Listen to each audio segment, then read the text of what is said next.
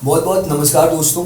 आज हम अपने पॉडकास्ट का पहला एपिसोड शूट करने जा रहे हैं और हमारे फर्स्ट गेस्ट हैं mister Anuj Khurana ji.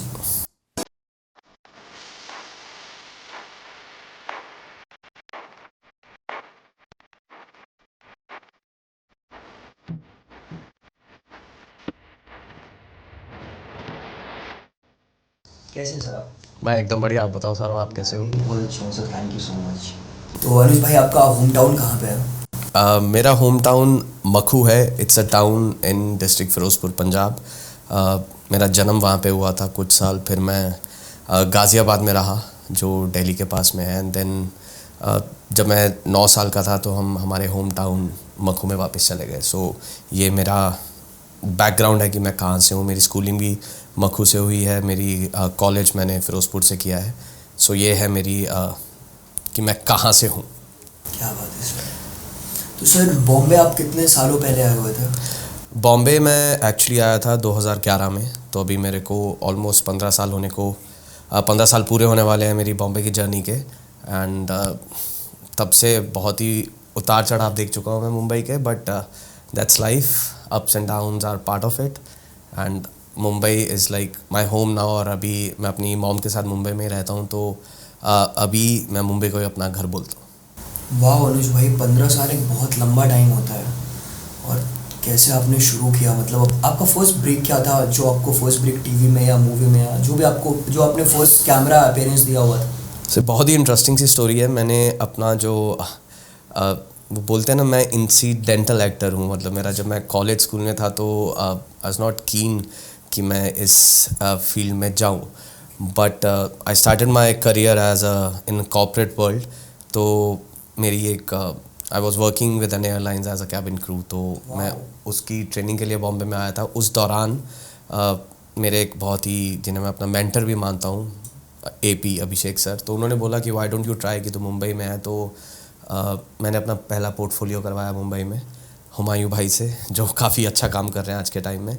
And उसमें एक सरदार की फ़ोटो थी और मैं अपनी ट्रेनिंग ख़त्म करके घर वापस चला गया। ऑल ऑफ सडन मुझे किसी कास्टिंग डायरेक्टर का फ़ोन आया कि आप इस पर्टिकुलर ऐड के लिए लॉक हो गए हो। तो मेरे को कुछ ज़्यादा नॉलेज नहीं थी। मैंने हुमायूं भाई को कॉल किया कि ऐसा सच्ची में कुछ फेक तो नहीं, क्योंकि बहुत सारा फेक चीज़ें चलती हैं इस इंडस्ट्री में। तो वो मेरा पहला ब्रेक था। मैंने मतलब जस्ट रैंडमली अपनी फ़ोटोज़ स्प्रेड कर दी थी। हैप्पी हैप्पी कुकीज़ का ऐड था जिसमें मैंने एक सरदार का कैरेक्टर प्ले किया था। आज तक वो ऐड ऑन एयर आती है। So that was my first break. But उसके बाद 1.5 साल मैंने जॉब ही की, बट एयरलाइंस में? एयरलाइंस में ही दिल्ली में था। फिर मैंने बहुत ही, मतलब मेरा सोचा समझा डिसीजन था कि मैं बॉम्बे वापस जाऊंगा and I will get into this field. तो 6 महीने मैंने जॉब भी किया यहाँ पे। उस दौरान मैंने इस इंडस्ट्री के दस्तूर को समझना शुरू किया। मैंने बहुत सारे ऑडिशंस दिए जॉब के दौरान ही। एंड बाय गॉड्स ग्रेस, जो मेरा लास्ट वर्किंग डे था इन दैट जॉब, वो मेरा प्रोफेशनली फर्स्ट शूट डेट भी था। तो मैं लास्ट डे भी अपनी जॉब पे नहीं जा पाया था। I still remember the date, 5 सितंबर थी। वो मेरा लास्ट वर्किंग डे था। बट इंडस्ट्री में भी मेरा टेक्निकली फर्स्ट वर्किंग डे था। उस दिन मैं एक एड शूट की थी। सो इस तरह से मेरी इस जर्नी की कौन शुरुआत। सी डेट बताई सर आपने? 5 सितंबर। वाह सर, फिफ्थ तो सितंबर मुझे वो याद है क्योंकि लास्ट वर्किंग डे था उस दौर का, और इस करियर का पहला वर्किंग डे था। क्या बात है सर। तो सर, 15 साल आपको बॉम्बे में हो गया है। तो आई नो, जब आप नए नए बॉम्बे में आए होंगे, थोड़ा सा आपके लिए चीज़ें डिफ़िकल्ट रही होंगी, नया नया शहर है। आप भी थोड़े से यंग रहे होंगे। अब चीज़ें समझ में नहीं आती, स्पेशली जब आप बॉम्बे ऐसे शहर में आते हो, ट्रू। तो कैसा था मतलब आपके लिए एक्सपीरियंस कि जब आप बॉम्बे आए, तो मतलब फाइनेंशियली आप कैसे थे? ओके ओके थे, या फिर थोड़ा सा बैकअप था आपके पास कि हाँ ठीक है, मेरे पास इतने पैसे हो तो सर्वाइव तो मैं बहुत अच्छे से कर ही सकता हूँ? या फिर मतलब वो थोड़ा सा एक स्ट्रगल था कि अरे यार, अगर मैं यहाँ पे रहने जाऊँगा तो थोड़ा सा मुझे इस चीज़ को कट ऑफ करना पड़ेगा और मैं यहाँ पे रह के ये चीज़ें करता हूँ? सो फाइनेंशियली तो कोई बैकअप नहीं था। बचपन से ही नहीं था कोई भी backup, because I lost my father जब मैं 9 साल का था। तो आई थिंक वो बहुत अच्छी चीज़ थी कि मम्मी ने हमें ऐसी चीज़ें सिखाई थी कि हम ओवर स्पेंड तो कर ही नहीं पाते थे, क्योंकि स्पेंड करने को पैसे नहीं थे। बट जितना था हमें पता था कि उसमें कैसे खुद को मैनेज करना है। एंड रही बात मुंबई की, तो अगेन एपी मुंबई में थे, तो मेरे पास सबसे जो बड़ा टफ़ चीज़ होती है कि आप मुंबई में आके रह कहाँ रहे हो। बिल्कुल। तो मेरे पास एक घर था कि जिसकी मुझे टेंशन नहीं थी। मैं काफ़ी अच्छी सोसाइटी में 2 BHK में रह रहा था, जिसकी मुझे बिल्कुल भी उम्मीद नहीं थी। तो पहली बार जब मैं बांद्रा में गया तो बहुत छोटा सा घर था, एंड मैंने जस्ट पूछा कितना रेंट देते हो। लाइक उस टाइम पे 34-35 हज़ार रुपये था एक छोटे से फ्लैट का बॉम्बे में। तो बहुत ही शॉकिंग था कि आप मजाक कर रहे हो, बट मुंबई की रियलिटी ये है कि यहाँ पे सबसे पहली चीज़ तो रहना आसान नहीं है, स्पेशली अगर आप ऐसी जगहों से आ रहे हो जहाँ पे आपके घर बहुत बड़े हैं, कोठियाँ हैं, आपके गांव में खेत है, या बहुत बड़ी बड़ी चीज़ें हैं। तो पहला द कल्चरल शॉक वो था, but back of the mind ये एश्योरेंस भी थी कि मेरे पास 6-8 महीने हैं कि मैं उनके साथ रह सकता हूँ। उनके वाइफ थे यहाँ पे, उनका बेटा था, तो उन्होंने अपने घर में मुझे रखा, वो भी बहुत बड़ी बात थी उस समय में। तो इस तरह से फाइनेंशियली कुछ सिक्योरिटी नहीं थी। इनफैक्ट मैंने देखा जाए तो एक अच्छी खासी पेइंग जॉब छोड़ी थी, और वो भी हैंड टू माउथ वाला हिसाब ही था। बट उस समय मुझे लगा कि अगर मैं इस समय ऐसा कुछ डिसीजन नहीं लूँगा कि जब मेरे पे कुछ इतनी रिस्पॉन्सिबिलिटीज़ नहीं है, तो बाद में मैं नहीं ले पाऊँगा, क्योंकि वो करियर तो चलता ही रहता। But then I left the job, I got into this, और टचवुड फिर उसके बाद काम मिलना शुरू हो गया। ये 2014 की बात है? ऑलमोस्ट। तो मतलब अभी भी आप कुछ प्रोजेक्ट कर रहे हो ना? Touchwood again by God's grace इस दौरान काम चलता रहा। अभी भी मेरा एक टीवी शो चल रहा है, कुमकुम भाग्य। उसके अलावा भी चीज़ें चलती रहती हैं, और this is like just one part of my life. मैं अपने आप को बहुत बिजी रखता हूँ काफ़ी और चीज़ों में भी। तो मुझे लगता है कि मुंबई में आप एक चीज़ पर डिपेंडेंट नहीं रह सकते। तो उस दौरान मैंने सीखा कि अपार्ट फ्रॉम एक्टिंग मैं क्या चीज़ें कर सकता हूँ जो इसी चीज़ से रिलेटेड हों। तो मैंने थोड़ी डबिंग स्टार्ट कर दी। मैं ट्रांसलेशंस करता हूँ हिंदी और पंजाबी में। तो मुझे फ्री बैठना बिल्कुल पसंद नहीं है। मैं बहुत सारा क्रिकेट खेलता हूँ, और बहुत सारे लोगों को लगता है कि मैं एक्टिंग से ज़्यादा क्रिकेट खेलता हूँ, बट ऐसा नहीं है।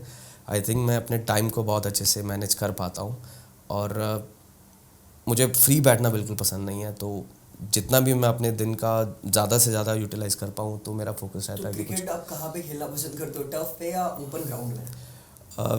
क्रिकेट बहुत सारे लोगों की तरह मैं भी एक क्रिकेटर बनना चाहता था। मैं अपनी डिस्ट्रिक्ट के लिए खेला, फिर मैं कॉलेज टीम में खेला।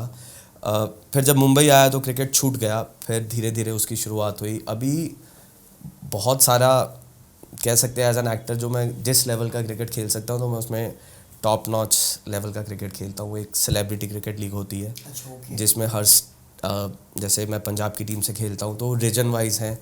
तो मैं सोनू सूद पाजी की टीम से खेलता हूँ, एंड फिर मुंबई में एक्टर्स की टीम्स हैं काफ़ी, उनसे खेलता हूँ। एक्टर्स की लीग्स होती हैं, मैं उनमें खेलता हूँ।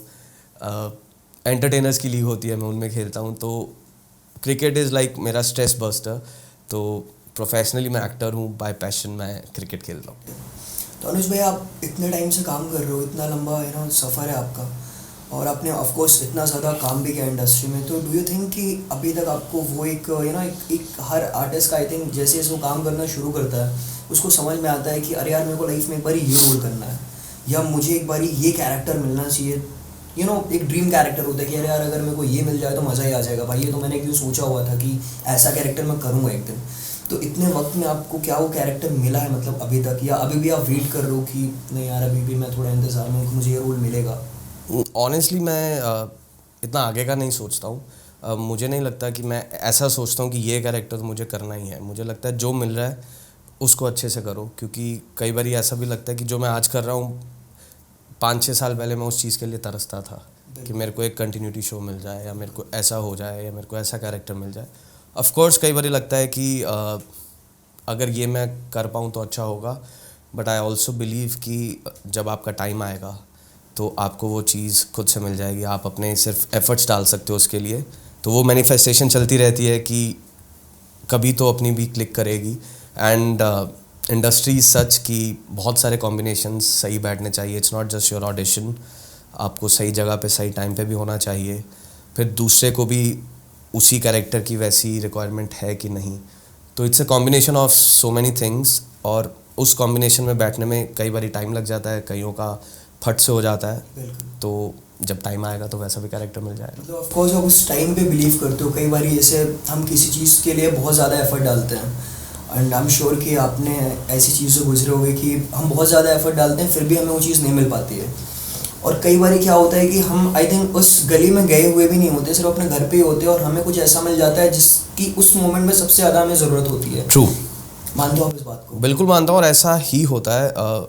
वो होता है ना कि कई लोग बोलते हैं मैं मैजिक कर दूंगा, तो मैजिक आप सोच के जाओगे तो कभी हो ही नहीं पाता। मैजिक का मतलब ये है वो इंस्टेंटली हो गया। तो मैं उतना आगे की नहीं सोचता हूँ। ऑफ कोर्स एक करियर पाथ तो है जो दिमाग में है, बट ऐसे होता है। मेरे साथ ही हुआ था, एक स्टार प्लस का शो किया था यासिर भाई के थ्रू। ऐसे ही मैं यहीं पे रहता था, चल रहा था, तो मैंने पूछा भाई क्या चल रहा है, तो उन्होंने बोला एक कास्टिंग चल रही है, ऑफिस में आके मिलो। Sorry to interrupt you sir, कौन सा शो था? कभी कभी इत्तेफाक से, तो वो शो भी इत्तेफाकन ही मिला था मुझे।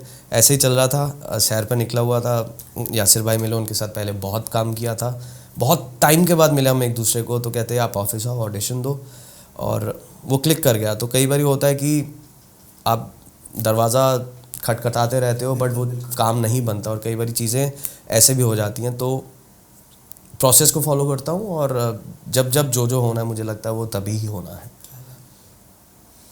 तो आपने अपनी कॉलेज पूरा फिरोजपुर से किया था?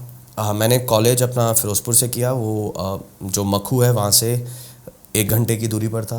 अच्छा। तो हमने जैसे यहाँ पे मुंबई में आया तो लगता है लोकल में 1 घंटा जाना तो नॉर्मल सी बात है, बट वहाँ पे लिमिटेड ट्रेन्स होती थी। So we used to get up early, go to college. पढ़ाई में मैं बहुत अच्छा था, मतलब अच्छा था, बहुत ही अच्छा था।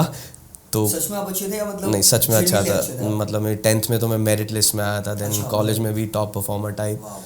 तो कॉलेज ख़त्म करते थे, फिर ट्यूशन्स करते थे, फिर हम क्रिकेट की प्रैक्टिस होती थी वो करते थे, फिर घर आते थे, और ये सर्कल 3-4 साल चला। और उस दौरान भी फाइनेंशियली तो कुछ बैकग्राउंड था ही नहीं ऐसा। मतलब एक अंकल थे जो हमें सपोर्ट करते थे, बट वो सपोर्ट इतनी थी कि आप अपने महीने के खर्चे निकाल लो। स्कूलिंग मेरी और मेरी सिस्टर की पापा के बाद बिल्कुल फ्री हो गई थी। सो वो भी हमारे उस टाइम के स्कूल वालों की बहुत बड़ी बात थी कि स्कूलिंग हमारी फ्री कर दी थी उन्होंने। सो वो टेंशन नहीं था। बट आई थिंक सामने वाला भी आपकी हेल्प तब करता है जब आप में कुछ हो। तो we were good in studies, so school stood for us, वो बहुत बड़ी बात थी। ऐसा ही फिर कॉलेज में हुआ। सो इस तरह से जीवन का कारवां धीरे धीरे आगे बढ़ता रहा। क्या बात है। तो मतलब अभी भी आप कॉलेज के अपने कुछ दिन मिस करते हो? मतलब मैंने सुना हुआ है कि लोग कहते हैं कि टू बी ऑनेस्ट, अगर मैं अपनी बात करूँ तो मैं बीच में मैंने कॉलेज ड्रॉप आउट किया, इसलिए मेरे को ज़्यादा एक्सपीरियंस नहीं मिल पाया। बट मैंने जितने भी लोगों से सुना वही कहते हैं कि भाई कॉलेज का जो एक टाइम होता है ना 3-4 साल का, वो बहुत बेस्ट रहता है और वो आप अपनी लाइफ में कभी भी नहीं भूलते हो। ऑनेस्टली मैं उतना मिस नहीं करता हूँ, क्योंकि हम उस शहर से नहीं थे। हमारे पास कॉलेज में उतना ही टाइम होता था कि आप अपनी लेक्चर्स अटेंड करो, फिर ट्यूशन पे जाओ, मस्ती मजाक का उतना टाइम नहीं था, और फिर घर वापस आ जाओ। शेड्यूल बहुत मतलब टाइट टाइप्स था कि ट्रेन मिस कर दी तो आप कॉलेज नहीं पहुंच पाओगे, वो वाला हिसाब था। ऐसा नहीं था कि हर 5 मिनट के बाद आपकी लोकल आएगी। मिस नहीं करता हूँ, बट हर एक फेज़ का एक अपना मज़ा होता है। उस मिस करते हो आप? अच्छा, उन लोगों से मिलते हो आप जो आपके उसमें फ्रेंड्स रहे होंगे, क्योंकि आप अभी आप एक्टर बन गए हो, है ना, टीवी पे आते हो, कितने सारे शूज़ किए आपने, तो ऑफकोर्स वो लोग मिलते होंगे, बोलते होंगे अरे भाई हमारा एक्टर बन गया है। यार ऑनेस्टली नहीं मिल पाता हूँ, क्योंकि वो सब अभी फ़िरोज़पुर में या सब अलग अलग जगहों पर चले गए हैं, और मेरा अनफॉर्चुनेटली अपने होम टाउन में जाना भी बहुत कम होता है, क्योंकि मॉम भी मेरे साथ यहाँ पे मुंबई में ही रहते हैं। बट हाँ, कुछ लोग टच में हैं। बहुत अच्छा लगेगा उन लोगों से मिलके। साथ में हमने बहुत सारी मस्ती की हुई है, बहुत सारा अच्छा टाइम स्पेंड किया हुआ है। एक जो मेरे मखू से ही हैं, साहिल, जो मेरे बहुत अच्छे दोस्त थे। हम क्लासमेट्स नहीं थे बट हम कॉलेजमेट्स थे। हमारा मतलब साथ में जाना, साथ में आना, साथ में बहुत सारी वो चीज़ें करनी जो हर स्टूडेंट कॉलेज में करता है। तो वो भी मुंबई में ही रहता है। सो यहाँ पे तो हम बहुत मिलते रहते हैं, तो हम लोग भाइयों की तरह ही हैं। बट उसके अलावा बहुत सारे कम ऐसे दोस्त हैं। मिल तो मैं पाया ही नहीं हूँ बहुत टाइम से अपने पुराने दोस्तों से। ये इंस्टाग्राम सोशल मीडिया पे टच में हो जाए। और रही बात कि मैं उस टाइम को मिस करता हूँ, मिस नहीं करता हूँ, बट आई थिंक हर एक चीज़ का अपना मज़ा है।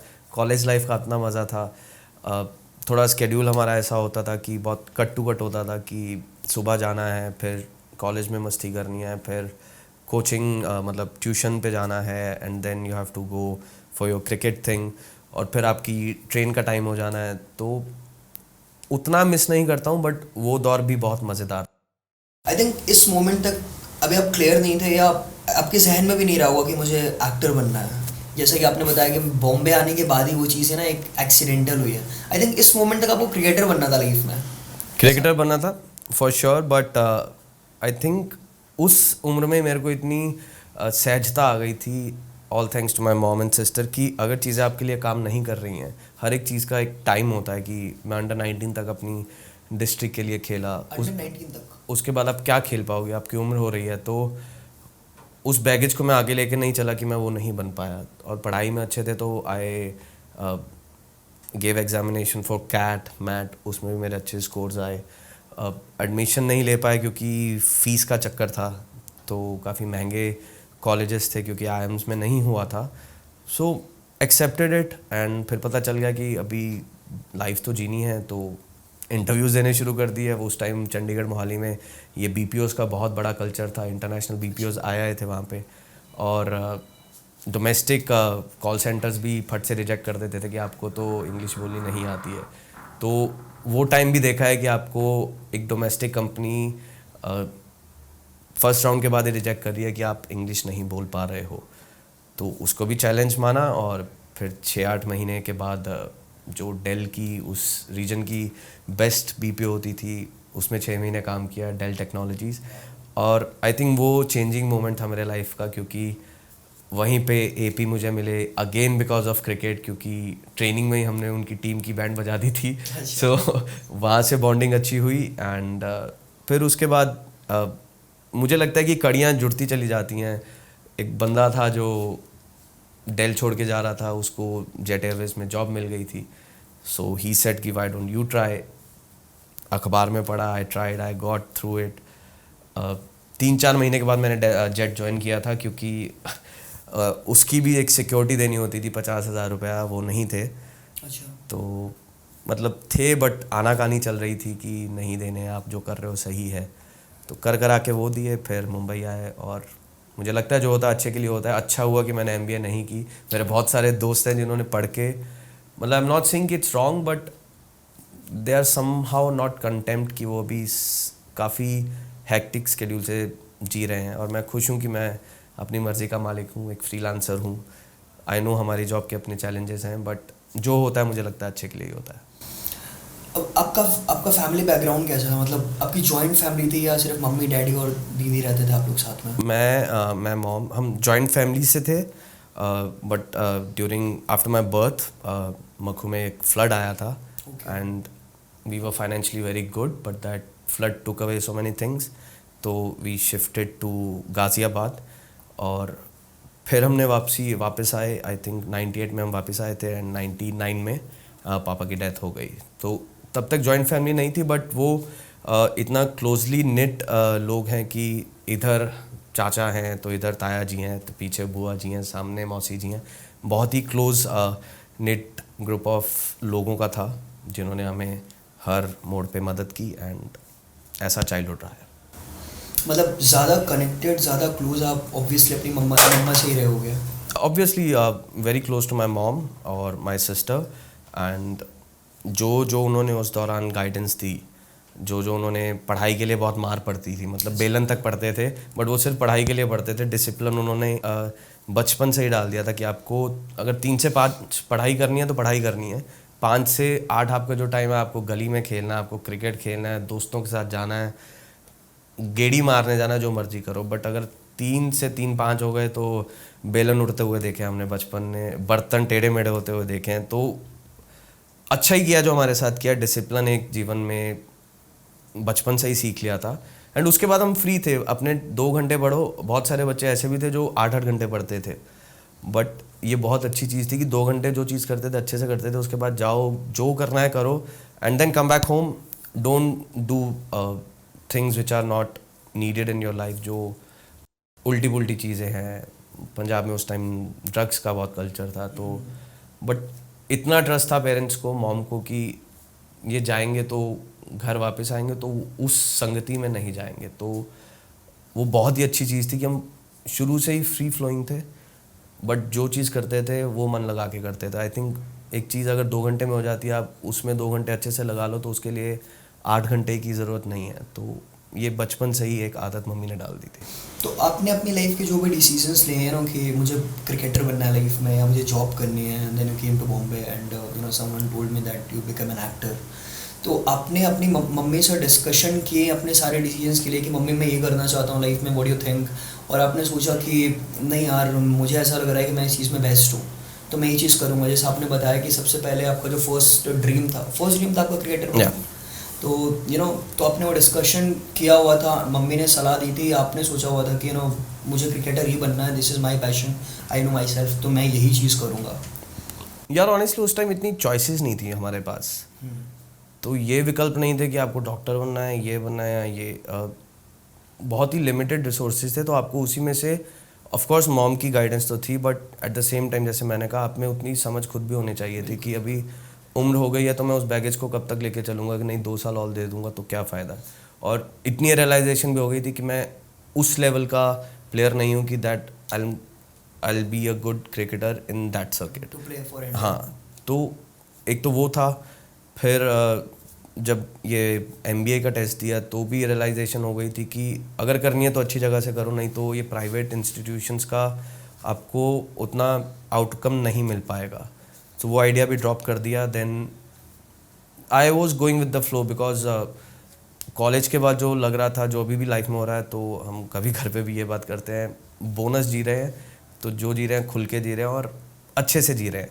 तो उस टाइम इतने चॉइसेस नहीं थे, बट हाँ जब मैं बॉम्बे आया था तो मॉम और सिस्टर इतने कीन नहीं थे कि मैं ये करूँ। उसके पीछे भी यही रीज़न था कि सिस्टर की मैरिज हो रही थी, मॉम होम टाउन में थी, एंड उनके दिमाग में ये था कि अब मम्मा अकेले पड़ जाएंगे और मैं बॉम्बे जाऊंगा, और ऑब्वियसली फॉर अ आउटसाइडर चीज़ें जैसे दिखती हैं तो वो एक स्केयर रहता है, और ये प्रोफेशन भी बहुत अनप्रेडिक्टेबल है।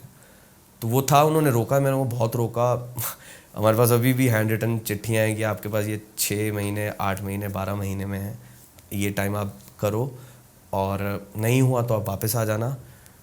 टचवुड उस टाइम चीज़ें क्लिक कर गई, बट एडवाइस टू पेरेंट्स या जो भी देख रहे हैं कि ये फील्ड ऐसी है कि अगर आप अपने ऐसे डेडलाइन दोगे किसी को कि 6-8 महीने, 12 महीने में हो जाए, तो सर्टेनिटी नहीं है। किसी का अगले दिन ही आते हो जाता है, या किसी को क्राफ्ट पे काम करना पड़ता है, लोगों को सालों भी लग जाते हैं। तो या तो आप इस माइंडसेट से आओ कि आना है तो अच्छे से करना है।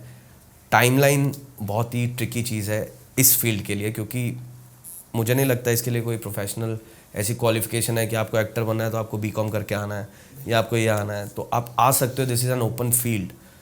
तो टाइमलाइन मत दीजिए, अगर आप लेकर आइए। अगर आप बॉम्बे में आ रहे हैं, आपको चीज़ें समझने में 6-8 महीने लग जाते हैं, इस सिटी को समझने में ही इतना टाइम लग जाता है, तो थोड़ा सा टाइम देना पड़ेगा। मैं तो चाहता हूँ आप पहले दिन से ही आपको काम मिलना शुरू हो जाए, बट नहीं भी मिल रहा है तो डिसअपॉइंट मत होइएगा। कई बार टाइम लगता है और कई बार फट से हो जाता है, तो ये आपके क्राफ्ट, आपकी किस्मत, आपके पिछले कर्मों पे भी डिपेंड करता है। सर इतना वक्त दिया आपने बॉम्बे में, अनुज भाई आपने इतना वक्त दिया बॉम्बे में, तो मतलब आपके इनिशियल डेज में जैसा कि आपने बताया कि अंकल बहुत पहले और मम्मी और दीदी थी, तो आई थिंक आपके ऊपर बहुत ज़्यादा एक जिम्मेदारी भी रही होगी और चीज़ों को लेके कि अरे मुझे इस लिमिटेड पीरियड ऑफ टाइम में, आपने खुद ही बताया कि मुझे करना है, और फिर आपको सामने से ऑफ़र भी आया और किसी ने एडवाइस दिया कि वाई आप एक्टर क्यों नहीं बन रहे हो। तो उस मोमेंट में आपकी जो लाइफ की चीज़ें थी इनिशियल डेज में वो कैसी थी, मतलब कि आप कैसे सर्वाइव भी कर रहे थे उस टाइम पे, और एक वो प्रेशर भी कि अरे यार इतना टाइम बचा हुआ है, या फिर तो कैसे आपने उन सब चीज़ों को हैंडल किया? यार वो टाइम बहुत ब्यूटीफुल था, ऑनेस्टली बोलूँ।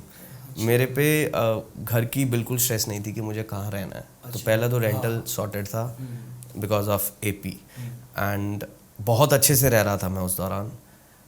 फिर जब वो गए, he shifted to US, and then again मेरा एक चंडीगढ़ का फ्रेंड था रजत, मैं उसके साथ रह रहा था। एक छोटे से घर में हम रह रहे थे बांद्रा में। तो मैं वहाँ से ट्रेन या बस लेके I used to go to Andheri, and वापस आना जाना होता था फॉर ऑडिशंस। मतलब सुबह से निकल जाना, रात तक ऐसे यहीं इस बस डिपो तक आना, यहाँ पे पूरा पीछे आराम नगर में ऑडिशन। यस, मेट्रो तो नहीं थी तब, उस टाइम नहीं शुरू हुई थी, बट आना और चले जाना, और वो भी उस चीज़ में मुझे कभी लगा नहीं कि कुछ बुराई थी। इट्स अ फेज़, और अच्छे से आते थे जाते थे, अपना लोगों से मस्ती मजाक करते थे। एडवाइस जो एक्चुअली में आप देना चाहोगे न्यू कमर्स को, कि जिन्हें ऐसा लगता है कि जैसा आपने बताया कि मिरर देखा, उन्हें लगा कि हाँ यार मैं ठीक ठाक दिख रहा हूँ, 4 महीने जिम करूँगा, थोड़े से सप्लीमेंट्स लूँगा और मैं हीरो बन जाऊँगा। तो उनके लिए, बिकॉज आप इतने लॉन्ग टाइम से काम करो और आपने जिनमें बहुत अच्छी अच्छी प्रोजेक्ट्स किए हैं और बहुत बड़े बड़े प्रोडक्शंस के साथ काम किया है, तो कुछ एक ऐसी एडवाइस सर जो आप बताना चाहते हो लोगों को। मुझे लगता है कि आप जल्दबाजी में मत आओ। अगर आप अपनी एजुकेशन पूरी भी करके आएंगे तो आप लेट नहीं आ रहे हैं मुंबई में, क्योंकि हर उम्र के व्यक्ति के लिए यहाँ पर काम है, स्पेशली इन आवर इंडस्ट्री। तो इफ़ यू थोड़ा सा प्रिपेयर करके आ रहे हो, वेल एंड गुड। ये फील्ड चैलेंजिंग है फॉर श्योर। थोड़ा सा टाइम लेकर आइए खुद के लिए, खुद को ये इतनी जल्दबाजी में मत आइए कि आते ही काम मिल जाएगा। आई विश कि आपको मिले, बट प्रोसेस को समझो कि अगर आप किसी कास्टिंग डायरेक्टर के पास भी जा रहे हो तो आपसे पहले शायद 1000 लोग उसी दिन या उसी हफ्ते उन तक पहुँचे होंगे। तो ये नहीं है कि आपने वहाँ पर अपनी इंट्रोडक्शन दे दी तो आपको कॉल्स आने शुरू हो जाएंगे। मेंटली प्रिपेयर्ड आइए कि इस प्रोसेस में टाइम लग सकता है। इन द मीन टाइम आप अपने आप पर काम करते रहिए, मुंबई को समझिए, इंडस्ट्री को समझिए, और अगर चीज़ें नहीं वर्कआउट कर रही हैं तो उसको एक्सेप्ट कर लीजिए कि शायद आप इस चीज़ के लिए अभी तैयार नहीं हैं। थोड़ा उस चीज़ की तरफ काम कीजिए, थिएटर कीजिए, जो आपको मन करे, जो आपको रीडिंग हेल्प कर रही है। वो हर एक व्यक्ति, यहाँ पे हर एक पर्सन का अलग अलग पाथ है। कुछ प्रिपेयर होके आ रहे हैं, कुछ ऑन द जॉब सीख रहे हैं, कुछ ऑब्जर्व करके सीख रहे हैं। तो इस चीज़ का ऐसा कुछ फिक्स रूट नहीं है कि आपने अगर MBA कर ली तो आपको एक बहुत ही अच्छी कंपनी हायर कर लेगी। So everyone has their own path. Distract मत होइएगा। मुंबई में बहुत सारी चीज़ें आपको डिस्ट्रैक्ट कर देंगी। सोशल मीडिया आपको डिस्ट्रैक्ट कर देगा। अपने बैकअप प्लान के साथ मुंबई में आइए। तो मैं तो आपको यही बोलना चाहूँगा। Thank you so much Anuj sir कि आज आप हमारे पॉडकास्ट -1 फिर से। थैंक यू सो मच अनुज भाई कि आज आप हमारे पॉडकास्ट में आए, हमारे साथ जुड़े हैं, और जेन्युइनली मुझे और हम सबको बहुत अच्छा लगा कि आप यहाँ पे आए। Thank you so much. Thank you, and I wish you कि ये पॉडकास्ट एकदम से मुझे पता है कि मैं पहला इंटरव्यू दे रहा हूँ, but I wish you all the best and keep doing well. Thank you so much. Thank you.